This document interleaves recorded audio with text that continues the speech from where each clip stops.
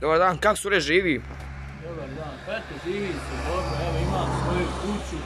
Samo da mi vi naći, ženi stavio grobu oglas, da mi je samo biti naći kakve ženice. Ne mora ona biti nešto. Nek je cura, nek je mlada i da ima para. A iš, ne tražite ništa puno. Pa ništa puno, to je normalno što se mora tražiti, to je ono minimalni uslovi, samo da je cura. I da ima jedno, eto da je moje godina, da ima jedno 45 godina, da je cura, da je mlada i da ima para. A nevinost, da li to tražite? A cura, brate dragi, to obavezno znači i ja sam ubijeđen da se nikad neću ženiti. Znači, moja narav kako je fina, ja nikad neću imati svoje žene i svog djeta. Mi smo takvi familijarni. I oženimo nekakvu nakaradnu, do sad moja familija većinom oženi ženu, za čitavo selo ona bude.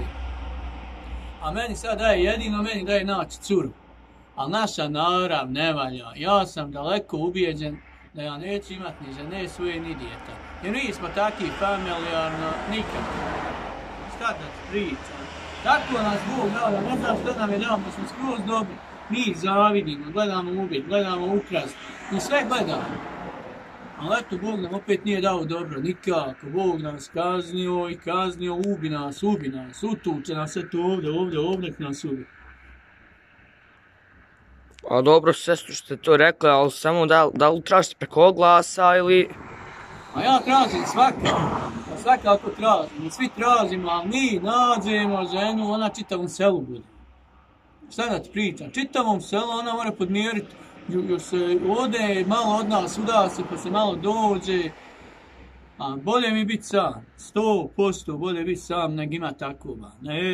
Neću da mi se narod smije iza sela, iza ovog, iza onog, šta da reknem vam, bolje mi je šutiti. Pa jesi išao ovdje, što ne vidiš dole zabetoniraš je? A džabe je to zabetonirat, zavarit, sve je to džabe. To će ti probiti, to će ti vrata probiti, napravit će ti rupu u vratima i to je gotovo. Takvi smo mi.